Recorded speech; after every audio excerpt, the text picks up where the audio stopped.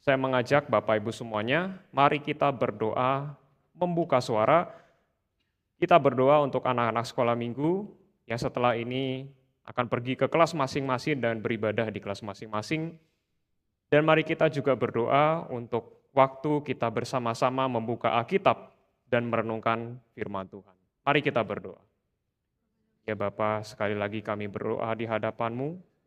Kami berdoa untuk anak-anak sekolah minggu yang sudah dipercayakan di dalam gereja ini.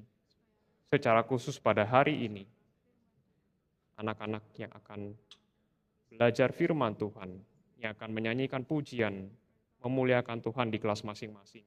Tuhan yang menolong mereka, dan Tuhan yang menolong juga para guru. Untuk Tuhan memakai lidah mereka, berkata-kata, untuk dapat membimbing anak-anak semakin dekat dengan Tuhan. Juga kami berdoa untuk waktu kami bersama-sama merenungkan firman Tuhan. Kiranya Roh Kudus yang menolong kami semua, sehingga apa yang kami sama-sama dengarkan pada hari ini bukan hanya menjadi satu informasi di telinga kami, di otak kami, tetapi firman yang mentransformasi hidup kami, sehingga kami menjadi orang-orang yang semakin berkenan kepada Tuhan. Di dalam nama Tuhan Yesus, kami berdoa. Ya Bapa, kami menyerahkan doa kami ke hadapan-Mu. Kiranya Engkau yang menolong anak-anak sekolah minggu dan juga para guru sekolah minggu, dan juga kami semua yang di sini bersama-sama beribadah. Kami berdoa agar firman-Mu membuat hati kami berkobar-kobar akan api Injil, akan suatu semangat di mana kami semakin mengasihi Tuhan, semakin ingin lebih giat lagi untuk Tuhan. Tuhan, pakailah hamba-Mu yang begitu terbatas ini di dalam penyampaian renungan firman Tuhan ini. Dalam nama Tuhan Yesus Kristus kami berdoa. Amin. Saya persilakan kepada anak-anak sekolah minggu untuk boleh ke kelas masing-masing. Bapak Ibu semuanya, saya akan melanjutkan pembahasan dari surat Filipi. Pada bagian sebelumnya, saya sudah menjelaskan introduksi untuk surat Filipi dan juga bagian salam dari Paulus, yaitu di pasal 1 ayat 1 dan 2. Dan di dalam bagian itu, saya sempat menjelaskan bahwa surat Filipi ini bisa kita sebut sebagai surat sukacita. Karena memang di dalam semua surat Paulus, kalau kita menganalisanya, kata sukacita paling banyak ditemukan di dalam surat Filipi. Ada sekitar 16 kali Paulus menggunakan kata sukacita atau bersukacitalah di dalam surat Filipi. Dan di bagian yang akan kita bahas sama-sama di ayat ketiga sampai kelima, kita juga akan bisa melihat bagaimana sukacita itu dijelaskan oleh Paulus. Saya mengajak kita bersama-sama membuka surat Filipi, dan kita melihat dan membaca bersama-sama ayat ketiga sampai kelima. Surat Filipi, pasal 1, ayat ketiga sampai kelima. Bagian doa dari Paulus, yaitu ucapan syukur dan doa sebenarnya adalah dari ayat 3 sampai 11. Tapi ucapan syukurnya sendiri sebenarnya dari ayat 3 sampai ke 8. Dan ucapan syukurnya ini sendiri sebenarnya bisa dibagi menjadi dua bagian, yaitu ayat 3 sampai 5 dan 6 sampai 8. Saya mengajak kita untuk hari ini merenungkan bagian pertama dari ucapan syukur di dalam surat Filipi ini. Filipi 1 ayat 3 sampai 5, saya mengajak kita membaca bersama-sama. 1, 2, ya. Aku mengucap syukur kepada Allahku setiap kali aku mengingat kamu. Dan setiap kali aku berdoa untuk kamu semua, aku selalu berdoa dengan sukacita. Aku mengucap syukur kepada Allahku karena persekutuanmu dalam berita Injil, mulai dari hari pertama sampai sekarang ini. Bapak Ibu semuanya, seperti yang saya pernah jelaskan di bulan yang lalu, waktu Paulus menulis surat Filipi ini, Paulus sedang berada di dalam penjara.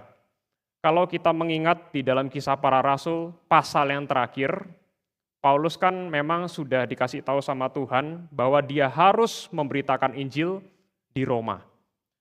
Tapi saat itu Paulus kondisinya sangat terdesak, tapi Tuhan tetap kuatkan Paulus, kamu pasti ke Roma. Dan akhirnya melalui pergumulan yang panjang, ya, dari dia disidang di Yerusalem, lalu kemudian disidang oleh Felix, oleh Festus, lalu kemudian juga dia harus berlayar dengan kapal, sampai kapal itu karam. Wah, banyak sekali lah ya pergumulan yang Paulus alami, sampai akhirnya dia sampai di Roma. Tapi kemudian di Roma dia juga bukannya bebas ya, karena statusnya Paulus waktu itu masih tahanan. Ya, tahanan. Dan di surat Filipi ini ketika kita nanti melihat bagian-bagian selanjutnya, akan makin jelas bagi kita bahwa Paulus itu memang sedang dipenjara.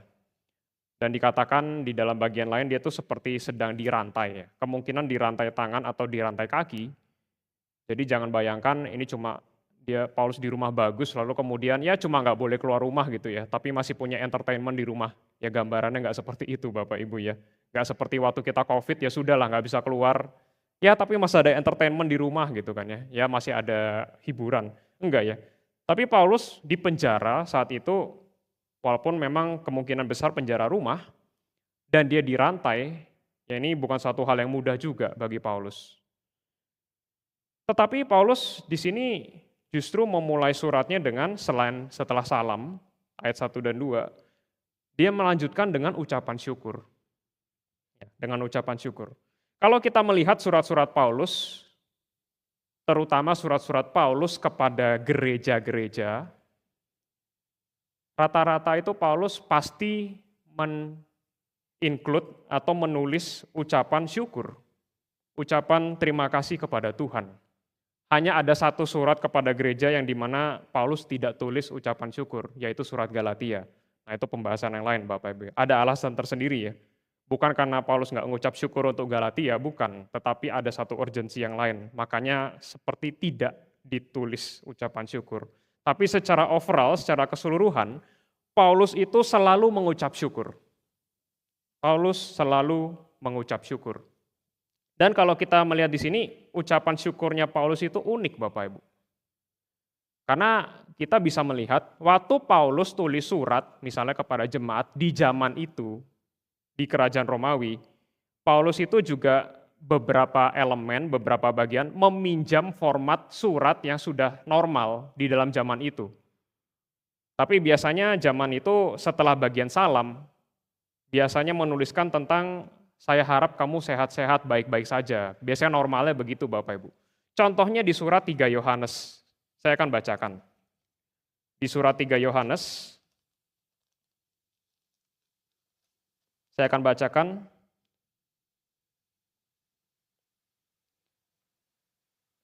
dari ayat 1 dan 2 ya. Dari penatua, ini format yang sering ya. Dari siapa kepada siapa, dari penatua kepada Gayus yang terkasih, yang kukasihi dalam kebenaran. Lalu ayat kedua, saudara yang terkasih, aku berdoa semoga engkau baik-baik dan sehat-sehat saja dalam segala sesuatu. Sama seperti jiwamu baik-baik saja. Nah ini sebenarnya format normal yang dipakai orang Roma kalau tulis surat pada zaman itu. Ya, Yohanes mengikuti format ini di surat yang ketiga. Paulus sedikit meniru ya formatnya. Ada bagian salam, lalu kemudian ada bagian ucapan syukur, tetapi sering Paulus itu mengelaborasi bagian ucapan syukurnya. Dan ucapan syukurnya Paulus di dalam setiap surat yang ada bagian ucapan syukurnya, itu bukan cuma basa-basi Bapak Ibu. Bukan cuma ya karena sudah jadi satu sopan santun gitu ya, atau bagian dari etiket sehari-hari, oh makanya saya include ucapan syukur. Enggak ya, Paulus kalau mengucap syukur tuh enggak basa-basi Bapak Ibu. Malah dari ucapan syukur yang akan kita renungkan sama-sama, kita bisa mulai melihat ini arahnya Paulus kemana sih surat Filipi ini. Nah nanti kita akan lihat sama-sama ya. Paulus tidak pernah basa-basi, tapi waktu dia mengucap syukur, dia sungguh-sungguh mengucap syukur. Ya, sepenuh hatinya. Di sini Paulus mengucap syukur kepada Tuhan karena umat Tuhan. Paulus mengucap syukur kepada Tuhan karena umat Tuhan. Bapak Ibu semuanya, kita mungkin pernah mendengar psikologi modern kan ya. Mungkin dari sosial media juga sudah menjadi satu hal yang populer. Mau agama apapun kamu, bersyukurlah, positive thinking. Sampai ada yang menyarankan kamu harus punya gratitude journal. Jurnal yang isinya tiap hari pagi kamu bangun, kamu tulis 3 hal yang kamu syukuri gitu ya. Atau enggak setelah mengakhiri hari, malam-malam, tulis 3 hal yang kamu syukuri hari ini, supaya kamu lebih positive thinking, kesehatan mentalnya lebih baik gitu ya. Ya saya tidak menyangka hal tersebut ya. Tetapi Paulus di sini bukan sekedar mau kasih saran psikologi gitu ya.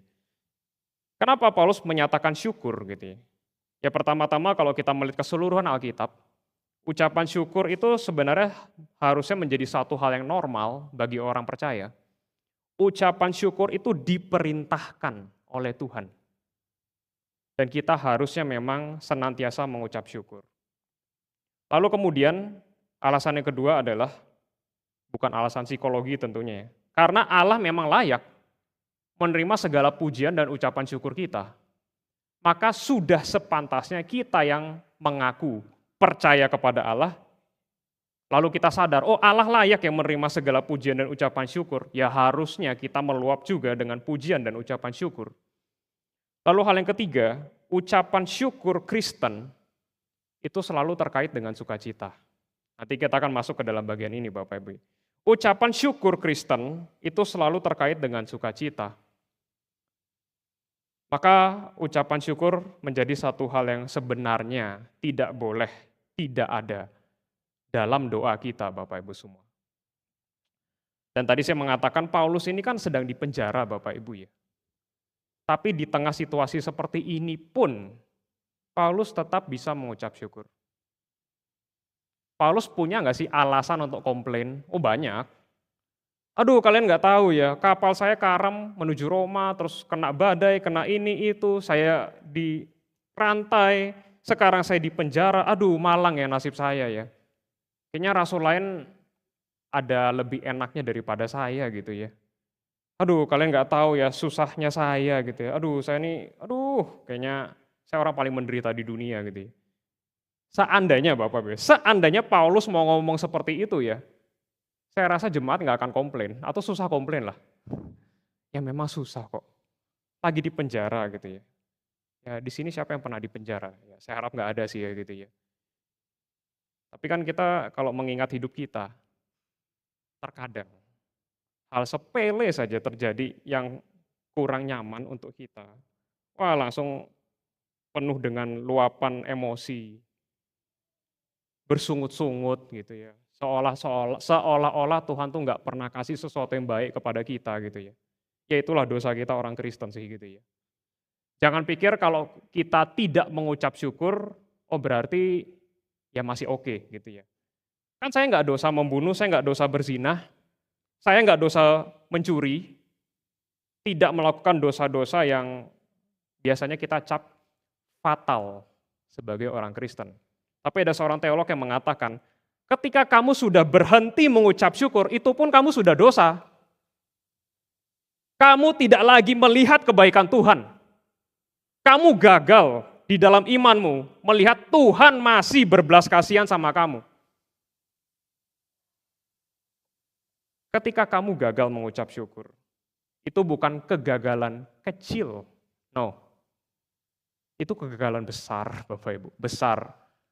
Kelihatannya kecil, kelihatannya. Tapi ditinjau dari sudut pandang rohani, itu kegagalan besar. Karena itu artinya, sekali lagi, kita sudah mulai gagal melihat kebaikan Allah di dalam hidup kita. Tapi kita mengucap syukur ya, kita melihat teladan yang begitu besar yang Tuhan berikan, yaitu salah satunya Paulus.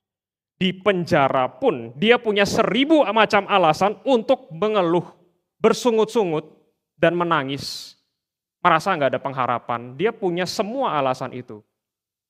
And yet, tapi Paulus mengucap syukur. Di dalam surat yang Paulus pernah tulis sebelum surat Filipi ini, karena surat Tesalonika itu surat yang kemungkinan besar itu di awal-awal yang ditulis oleh Paulus, Filipi ini agak belakangan. Di dalam 1 Tesalonika 5 ayat 16, ada satu ayat yang gampang dihafal, cuma 2 kata. Bersukacitalah senantiasa. Cuma 2 kata, ini jangan sampai nggak hafal Bapak Ibu ya. 1 Tesalonika ayat 5 ayat 16, bersukacitalah senantiasa. Dan ternyata Paulus sungguh menghidupi apa yang dia ajarkan.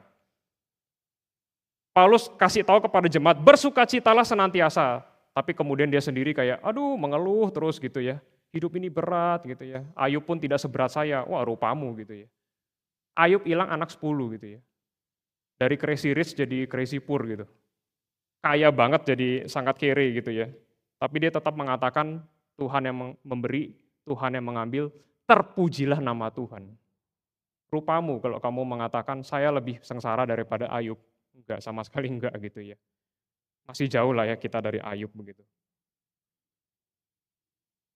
Waktu Paulus mengatakan bersukacita senantiasa, dia menghidupi itu. Dia terus senantiasa mengucap syukur meskipun kondisinya sulit. Dan inilah yang seharusnya menjadi satu dasar bagi kita Bapak Ibu. Kita mengucap syukur bukan karena situasi baik-baik saja. Kita mengucap syukur karena masih ada pekerjaan baik dari Allah yang masih dinyatakan di dalam hidup kita dan di dalam hidup orang-orang saudara-saudari seiman di sekitar kita. Dan jelas ketika di sini Paulus menyatakan, aku bersyukur kepada Allah karena kamu. Kita boleh mengucap syukur karena barang ya. Misalnya kita doa, Tuhan saya butuh mobil, saya minta mobil. Wah ternyata Tuhan kasih. Tuhan saya butuh rumah, saya minta rumah. Tuhan kasih. Silahkan mengucap syukur untuk barang-barang itu. Itu juga pemberian Tuhan. Tapi seberapa sering kita bersyukur karena saudara-saudari seiman di sekitar kita. Atau jangan-jangan susah ya mengucap syukur. Si A dosa ini, si B dosa itu, si C dosa itu, semuanya musuh saya gitu ya. Kalau bisa duduknya paling jauh di antara yang lain gitu ya. Karena saya nggak suka sama mereka gitu ya. Akhirnya nggak pernah bersyukur karena saudara-saudari seiman yang Tuhan tempatkan di sekitar kita. Bapak Ibu semua, di sini waktu saya bicara soal mengucap syukur Bapak Ibu ya, seringkali kan kita kontraskan ucapan syukur dengan ini ya, keluhan ya. Ini saya sengaja bahas juga ya supaya kita nggak salah sangka, supaya nggak ekstrim gitu ya. Karena ada orang Kristen yang bisa salah menangkap, oh berarti harus mengucap syukur terus ya Pak ya.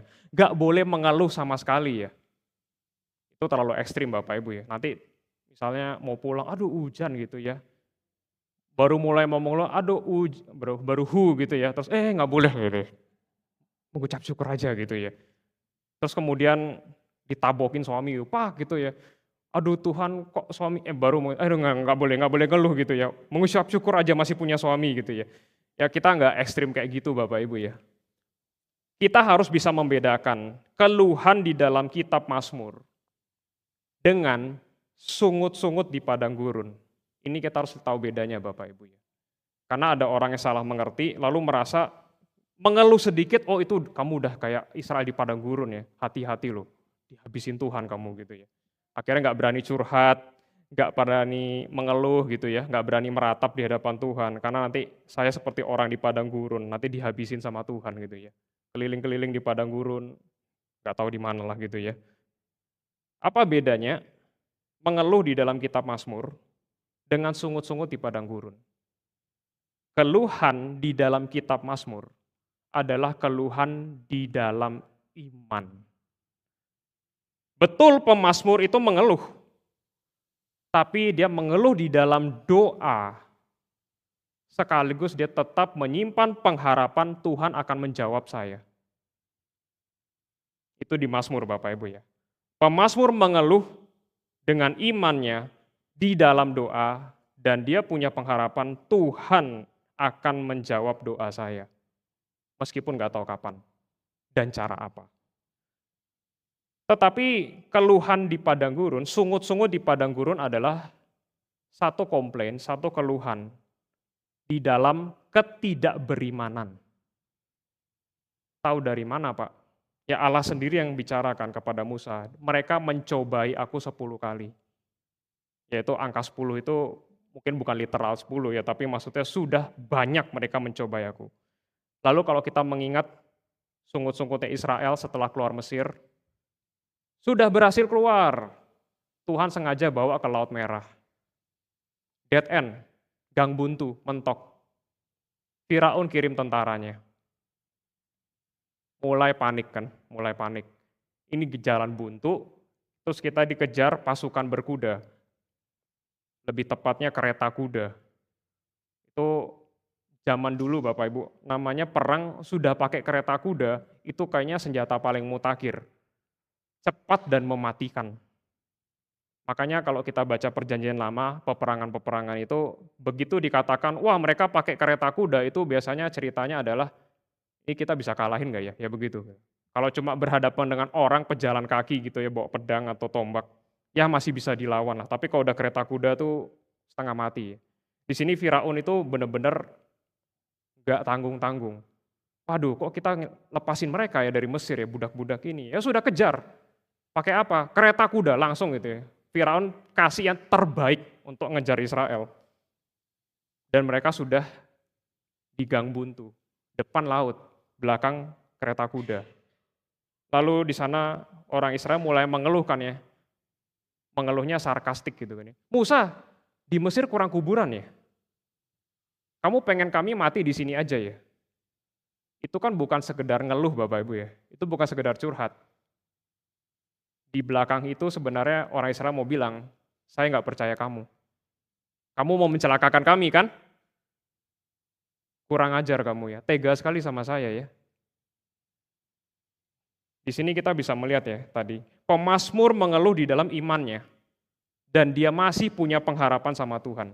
Orang Israel di padang gurun mengeluh dengan satu spirit yang curiga kepada Tuhan, kepada Musa. Dengan satu jiwa yang saya nggak bisa berharap sama kamu. Saya benci kamu, saya kesal sama kamu.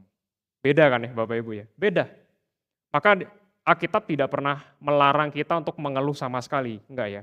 Tapi Alkitab mengajarkan kita, mengeluhlah dengan iman di hadapan Tuhan dalam doamu. Dan tetaplah berharap Tuhan akan jawab segala air matamu. Maka ketika di sini Paulus mengucap syukur, kita kembali lagi ke bagian ini. Waktu Paulus mengucap syukur, ya ini bukan berarti sama sekali tidak boleh mengeluh ya Bapak Ibu ya. Tapi mengeluhlah dengan cara yang benar. Di dalam iman dan di dalam pengharapan. Lalu kita melihat dari ayat ketiga ya, dikatakan oleh Paulus, aku mengucap syukur kepada Allahku. Setiap kali aku mengingat kamu, dan dikatakan ayat 4, setiap kali aku berdoa untuk kamu semua, aku selalu berdoa dengan sukacita. Di sini kita melihat ada beberapa tema yang bisa kita kaitkan, yaitu ucapan syukur, pertemanan ya atau ikatan persaudaraan, persekutuan sebagai saudara seiman, dan sukacita. Tiga hal ini menjadi satu jalinan yang sangat baik Bapak Ibu semuanya. Dia mengucap syukur karena apa? Karena ada orang-orang seiman. Setiap kali Paulus mengingat jemaat, dan dikatakan mengingat kamu semua, aku mengucap syukur. Mungkin kalau kita kebayang ya, wah Paulus mengucap syukur ya. Mengingat kamu semua jemaat Filipi, wah Paulus mengucap syukur. Apakah ini berarti jemaat Filipi itu bagus semua gitu ya? Rohaninya dewasa semua. Enggak Bapak Ibu. Gereja Filipi sama dengan gereja yang lainnya, tidak sempurna. Bahkan nanti ketika kita masuk ke pasal tertentu, kita akan melihat ternyata di Filipi pun ada masalah internal. Mereka tidak hanya menghadapi tantangan dari luar terhadap gereja, mereka juga menghadapi masalah di dalam. Dan kemungkinan mulai ada benih-benih perpecahan di dalam jemaat Filipi. Tapi Paulus tidak selektif gitu Bapak Ibu. Aku mengucap syukur ketika mengingat kamu yang baik-baik, yang rajin pelayanan, yang rajin persembahan, yang mau jadi teman aku, secara implisit mau bilang, kamu yang kurang persembahan, kamu yang kurang pelayanan, saya nggak mengucap syukur loh. Gitu ya. Penyalah kalian gitu ya. Enggak. Paulus mengatakan, aku mengucap syukur untuk kamu semua. Saya yakin Paulus tahu lah ya, gereja Filipi nggak sempurna. Ya dia kok ya yang menginjili di sana. Dia kok ya yang mendirikan gereja di sana. Dan tidak mudah bagi Paulus untuk melayani di Filipi, kalau kita melihat Kisah Rasul 16. Tapi terlepas dari semua itu, Paulus tetap mengucap syukur. Ada nggak sih memangnya orang Kristen yang sempurna? Nggak ada ya. Kalau kita baru mengucap syukur ketika ketemu saudara seiman yang sempurna, ya ya udah sampai mati kita nggak mengucap syukur sih. Setiap orang ada dosanya masing-masing. Saya mengatakan ini bukan untuk mengexcuse ya Bapak Ibu ya. Saya menyatakan realita. Setiap orang Kristen ada dosa masing-masing. Hamba Tuhan saya ada dosanya tersendiri. Tapi itu tidak boleh memberhentikan kita dari mengucap syukur kepada Allah. Kita pasti tahu kan ya, suami punya kekurangan atau istri punya kekurangan, anak-anak ada kekurangan tersendiri, keluarga kita punya kekurangan. Bahkan harusnya kita berkaca dulu kan ya. Yesus kan mengatakan sebelum keluarkan serpihan di mata orang lain, balok di matamu keluarin dulu. Maksudnya apa? Itu serpihan sama balok. Serpihan itu kecil, balok itu gede. Tuhan tuh mau sadarkan kita ya. Kamu sering salahkan orang lain, kamu nggak tahu ya. Salahmu itu mungkin lebih gede loh. Sadarilah, orang sekitarmu nggak sempurna, kamu sendiri pun jauh dari kesempurnaan. Mari rendah hati.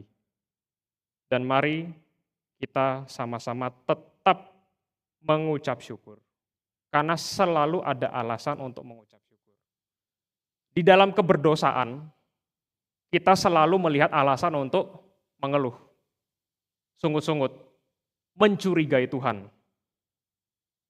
Tetapi di dalam iman, harusnya kita selalu punya alasan untuk bersyukur kepada Tuhan.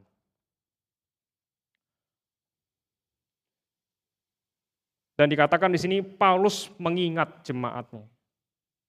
Paulus yang seorang akademis, seorang yang sangat jitu teologinya. Dari surat-suratnya pun kita bisa melihat betapa pinternya Paulus. Sampai kemudian di dalam Kisah Para Rasul ada yang mengatakan, Paulus kamu nih saking pinternya, kamu nih gila ya gitu. Terlalu banyak pengetahuan kamu, sampai ada yang komen seperti itu ya. Ya tapi Paulus mengatakan enggak, aku enggak gila gitu sih. Tapi aku menginjili ya, demi Tuhan gitu. Paulus begitu pintar, begitu akademis kalau kita boleh katakan. Dia didikan Gamaliel sebagai orang Farisi. Tapi dia juga punya hati yang begitu kasih, begitu hangat ya. Aku ingat kamu terus. Saya doain kamu terus. Dan setiap kali saya ingat kamu, semua, saya sukacita. Di sini kita melihat kaitannya juga Bapak Ibu ya. Sukacita dengan doa. Dengan persekutuan. Mungkin kita pernah merenungkan dari Galatia 5 tentang buah roh. Buah roh apa? Salah satunya sukacita. Tapi banyak orang Kristen salah mengerti. Dipikir. Karena buah roh, oh ya sudah saya diem aja. Nanti roh munculin sendiri, tuing gitu ya. Tiba-tiba sukacita gitu. Itu nggak tahu saya ajak ke psikiater gitu ya. Tiba-tiba gitu ya, suddenly tiba-tiba sukacita, nggak ada angin, nggak ada apa gitu ya.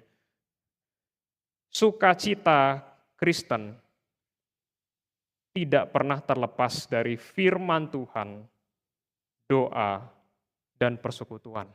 Sekali lagi Bapak Ibu ya, sukacita Kristen tidak pernah terlepas dari firman Tuhan, doa, dan persekutuan. Kalau ditanya, bisa nggak sih Tuhan kasih sukacita tanpa firman, tanpa doa, tanpa persekutuan? Ya kalau bicara kemahakuasaan Tuhan, ya bisa-bisa aja. Semua juga bisa begitu ya. Tetapi Allah di dalam bijaksananya yang besar, yang tidak terbatas, memilih menetapkan sukacita kita tidak boleh terlepas daripada firman, doa, dan persekutuan. Dan secara khusus di bagian ini kita melihat sukacita yang berkaitan dengan doa Paulus, doa ucapan syukur, dan persekutuan Paulus dengan jemaat di Filipi. Maka kalau kita mulai merasa, kok saya kurang sukacita ya, coba kita tinjau hal ini dulu. Apa jangan-jangan kita sudah nggak saat teduh, sudah nggak lihat firman Tuhan lagi, datang dengar khotbah cuma sekedar masuk kanan keluar kiri, Atau mungkin juga kita bisa mengingat jangan-jangan memang kita kurang berdoa. Itu penyakitnya orang GRI kan ya, jujur aja, kurang doa. Lalu minta Tuhan, oh saya harus sukacita, kok saya nggak sukacita ya Tuhan? Ya kamu mungkin kurang berdoa, kurang bersyukur, simple. Atau kita kurang bersekutu. Yang penting saya dengan Tuhan, persetan dengan yang lain. Wah, celaka, itu bukan Kristen Bapak Ibu. Spirit individualis itu nggak ada di dalam Alkitab sebenarnya.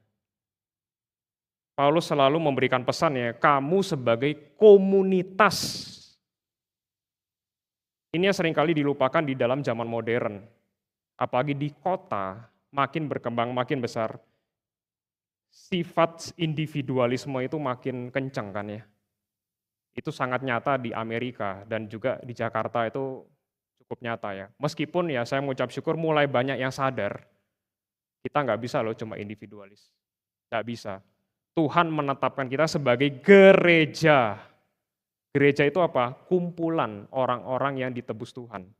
Sekumpulan. Memang Tuhan menebus satu, tapi bukan supaya pada akhirnya, ya udah kamu masing-masing ya, bikin gereja sendiri, ibadah sendiri di rumah. No. Tuhan tebus satu persatu supaya kemudian berkumpul sebagai anggota tubuh Kristus yang saling melengkapi. Dan melalui komunitas itulah Tuhan menyatakan sukacita. Dan kalau kita melihat Bapak Ibu semua ya, kita melihat surat-surat Paulus, pesan-pesan Paulus, kita akan menemukan ya, berkali-kali Paulus itu menyatakan, aku rindu ketemu misalnya Timotius, ketemu siapa saudara-saudari seiman, karena kehadiran mereka membuat aku sukacita. Paulus nggak mengatakan, oh I'm strong, saya kuat kok sendiri gitu ya, saya Paulus gitu loh, enggak. Paulus menyatakan, saya pengen ketemu kamu, supaya aku juga mendapat sukacita. Sukacita kita tidak terlepas dari firman Tuhan, doa, dan persekutuan. Dan dikatakan oleh Paulus di bagian berikutnya ya, dia mengucap syukur ya, selalu. Paulus adalah seorang yang berdoa Bapak Ibu. Paulus adalah seorang yang berdoa. Meskipun sangat pintar, tapi dia tidak pernah lalai dalam berdoa. Ini yang kita mesti pelajari juga Bapak Ibu ya. Ini saya singgung sedikit, ya nggak bisa semua ya. Singgung sedikit topik tentang doa. Karena ini sering jadi penyakitnya orang GRI ya. Ya kan kita harus self-kritik ya, harus berani kritik diri sendiri. Kita dosanya di mana? Harus bertobat di mana? Kalau enggak kita nggak bertumbuh. Saya waktu pertama kali mengenal reform, belajar kedaulatan Allah. Oh, Allah berdaulat. Segala sesuatu, iya. Hal terkecil pun Allah berdaulat. Tidak ada satupun yang lepas. Setiap atom, setiap elektron, setiap partikel Tuhan berdaulat. Dan Allah Maha tahu. Sebelum kamu minta, Dia sudah tahu. Lalu mulai muncul pertanyaan. Kalau gitu kenapa saya harus doa? Itu kan ya. Seringkali begitu kan. Kalau Allah berdaulat, emangnya doa saya bisa mengubah Dia? Itu juga pertanyaan yang muncul kan. Kalau gitu, saya doa buat apa ya? Ada poinnya nggak sih saya berdoa? Ini sering saya melihat ya, rohaninya jemaat GRI. Pokoknya kalau doa, kehendakmu jadilah, udah pokoknya gitu aja ya. Doanya singkat, padat, dan jelas, 2 kata, kehendakmu jadilah. Udah nggak usah minta yang lain. Toh Tuhan berdaulat, Tuhan tahu, dan semua macam teori itulah. Yang penting kehendakmu jadilah. Dan akhirnya ya doa kita tuh kayak, ya karena sudah disuruh doa, diajak PD sama Pak Dawis, nggak enak kalau nggak datang kan gitu ya. Ya sudah ikut doa, tapi ya mari kita buka suara kita berdoa. Ya sebenarnya agak susah ya, mau doa apa ya? Ya pokoknya kehendakmu jadilah, amin gitu ya. Nggak ada apinya sama sekali dalam doa. Saya merenungkan Bapak Ibu ya, kan kadang ada yang komen ya, ini sudah sering lah ya komennya. Oh Gary itu dingin ya, bukan karena AC-nya sih gitu ya. Walaupun kadang dingin juga sih memang. Kenapa Gary itu dingin gitu? Oh ya, karena persekutuannya dingin. Oke, itu satu poin, tapi saya juga renungkan poin lain Bapak Ibu. Ini Bapak Ibu boleh setuju, boleh nggak setuju ya, karena ini opini saya saja. Jangan-jangan Gary ini dingin karena doa kita juga dingin loh. Kita nggak punya spirit berdoa.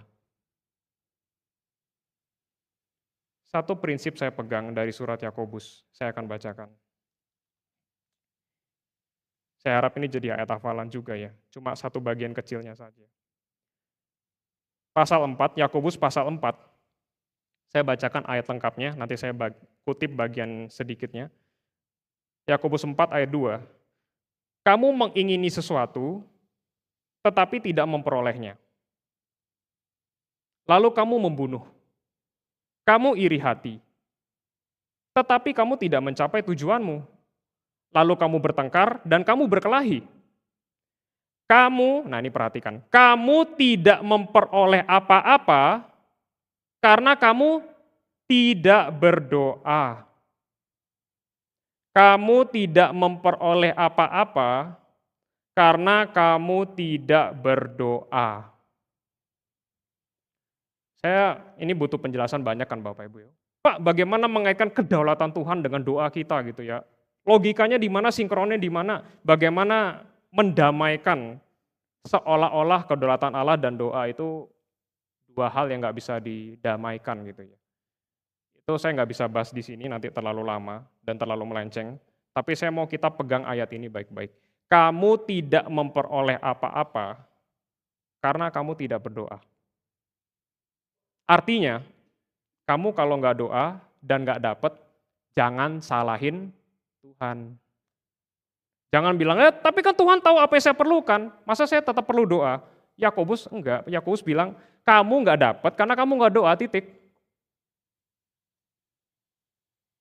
Mungkin nanti kalau saya dapat kesempatan pimpin persetuan doa, saya jelaskan lebih gitu ya, bagian ini ya. Tapi intinya kita pegang ini dulu. Doamu itu signifikan loh. Jangan pikir, oh yang penting kehendak Tuhan jadilah selesai. Itu karena kita males. Males berharap sama Tuhan. Tuhan belum tentu jawab kan, ya sudahlah gitu. Daripada saya sudah terlanjur berharap, nanti di PHP-in Tuhan, ya sudahlah, paling safe, paling aman kehendakmu jadilah. Tapi kita nggak mengerti ya, kadang dua kata simple itu, kehendakmu jadilah. Yesus berdoa di Taman Getsemani, sampai dikatakan keringatnya seperti tetesan darah. Satu penderitaan yang besar yang Yesus alami di Taman Getsemani, murid-muridnya tidur semua. Yang sadar akan penderitaan besar itu cuma Yesus, satu-satunya. Muridnya yang paling dekat sama dia pun tidak mengerti, benar-benar tersendiri. Dan Yesus berdoa sampai 3 kali. Ya Bapa, jika cawan ini boleh lalu, kiranya berlalu, tetapi kehendakmu jadilah. Yesus waktu mengucapkan kehendakmu jadilah, itu bukan lagi santai gitu ya. Ya sudahlah terserah Bapa gitu ya. Saya terima-terima aja gitu. Mau yes, mau no, ya sudah gitu. Enggak. Tapi kadang kita bisa memahami dua kata itu secara salah kan ya. Seperti santai aja gitu. Ya udah kehendak jadilah, simple. Saya ikut aja gitu ya. Enggak. Waktu Yesus menaikkan doa itu, keringatnya sampai seperti butiran darah. Itu satu penderitaan mental hati yang sangat berat. Yesus berdoa semalaman loh. Baru dia setelah proses yang begitu menyakitkan itu, baru dia berkata, kehendakmu jadilah. Jadi kalau kita belum mengerti bobot penderitaan Yesus, jangan berani-berani dengan gampang menyatakan kehendakmu jadilah. Hanya setelah kita merenungkan baik-baik, menggumulkan baik-baik di hadapan Tuhan, di tengah kita berdoa, kok Tuhan nggak jawab, kok Tuhan ulur waktu segala macam ya, lalu kita mulai ada satu kegelisahan, mulai mengutarakan isi hati kita kepada Tuhan, kapan Tuhan menjawab, ada pergumulan seperti pemazmur. Setelah melalui semua proses itu, baru saya rasa kita boleh mengatakan kehendakmu jadilah. Kehendakmu jadilah bukan satu frasa yang boleh diucapkan orang yang malas berdoa. Kita kembali ke bagian Filipi. Kenapa Paulus mengucap syukur? Dikatakan dia mengucap syukur karena peran serta atau persekutuanmu dalam berita Injil mulai dari hari pertama sampai sekarang. Paulus bisa bersyukur kepada jemaat Filipi ya mungkin karena banyak hal Bapak Ibu ya. Apa mungkin jemaatnya baik ke dia gitu ya. Itu bisa jadi salah satu poin ya. Ketika kita orang baik kepada kita mengucap syukur kepada Tuhan, itu sah-sah saja. Tapi kemudian poin pertama yang Paulus sampaikan di sini adalah aku mengucap syukur karena persekutuanmu dalam berita Injil. Maksudnya apa? Persekutuanmu dalam berita Injil. Bapak Ibu semua, ini bisa juga diterjemahkan sebagai aku mengucap syukur kepada Allah karena partisipasimu dalam berita Injil. Yang menjadi perdebatan dan seringkali menjadi banyak opini adalah maksudnya apa ya partisipasi dalam berita Injil?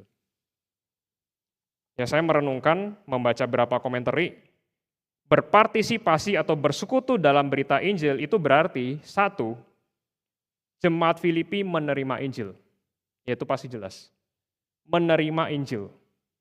Tapi tidak berhenti sampai di sana. Kita juga tidak boleh hanya sekedar, oh sudah percaya Yesus selamat ya Pak ya? Dijamin masuk surga ya Pak ya? Iya. Oh ya sudah, selesai. No. Tidak berhenti di sana. Tidak boleh berhenti di sana. Satu, menerima Injil. Kedua, menghidupi Injil. Ini yang banyak orang Kristen sering lewatkan juga. Yang penting Yesus saya sudah percayakan ya Pak ya. Injil itu bukan sekedar satu tiket supaya saya bisa masuk surga Bapak Ibu. Injil itu adalah berita yang seharusnya mengubahkan seluruh hidup kita. Injil itu bukan hanya untuk diterima otak. Injil itu adalah berita yang Tuhan pakai untuk mentransformasi hidup kita. Maka dari itu, di bagian ayat yang lain Paulus mengatakan, hidupmu harus berpadanan dengan Injil Kristus. Bukan cuma kata-katamu loh. Bukan cuma teologi di otakmu loh yang berpadanan dengan Injil. Tapi hidupmu berpadanan dengan Injil. Dan itu memang jemaat Filipi lakukan. Meskipun sekali lagi tidak dalam kesempurnaan. Jadi yang pertama tadi menerima Injil, menghidupi Injil. Lalu yang ketiga, membagikan Injil.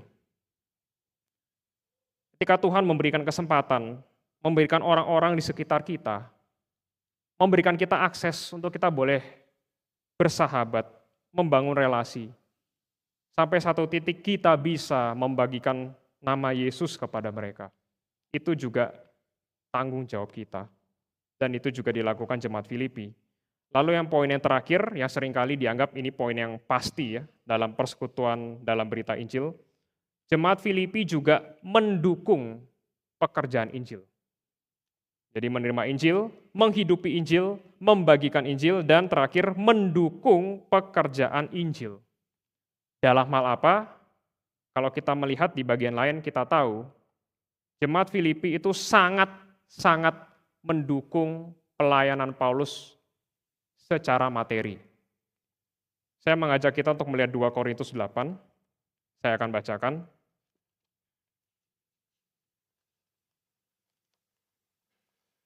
Saya akan bacakan dari versi TB2 ya. Terjemahan baru yang kedua. 2 Korintus 8 ayat 1 sampai 5.